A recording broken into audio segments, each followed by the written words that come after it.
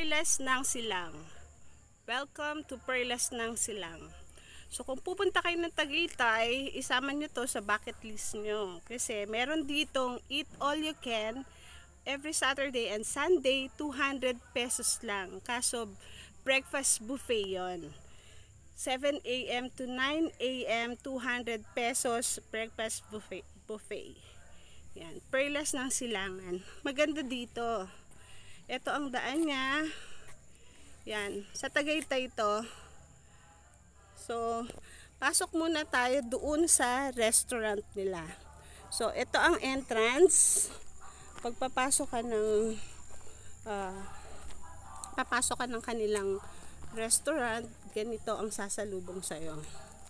Okay, pumasok tayo. Ang ganda kasi dito pa lang sa labas, napapaligiran na ng mga halaman na magaganda. Tingnan mo naman. O, ayan. Yan. Tapos may pabitin. May pabitin ang halaman na hindi ko alam kung ano to. Siguro sa ganitong lugar, okay ang mga pabitin na yan. Pero sa bahay, ayoko may ganyan pabitin. Gusto ko pabitin yung may mga Christmas tree lang. Yan. So, ito ang entrance niya.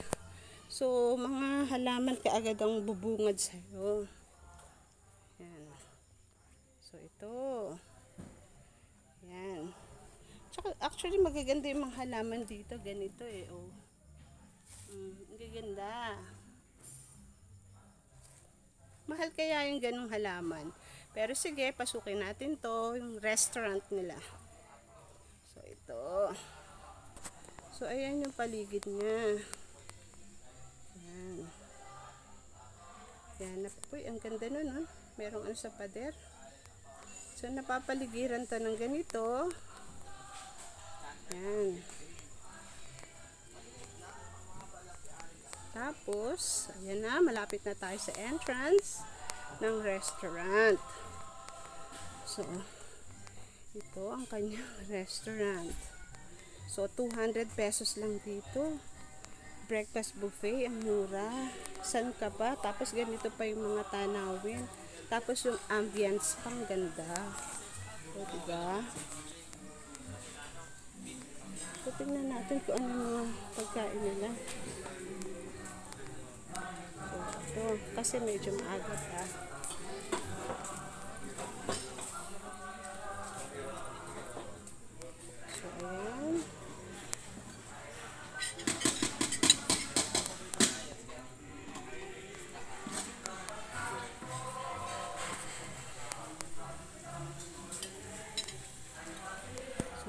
Ayan, kasi maraming kapila.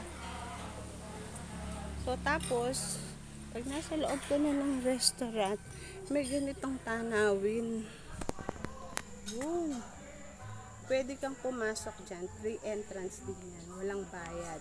So, pagkatapos ng kumain, pwede kayong pumasok dyan. Tapos, tingnan nyo yan. Ayan, oh. So, ang ganda, diba?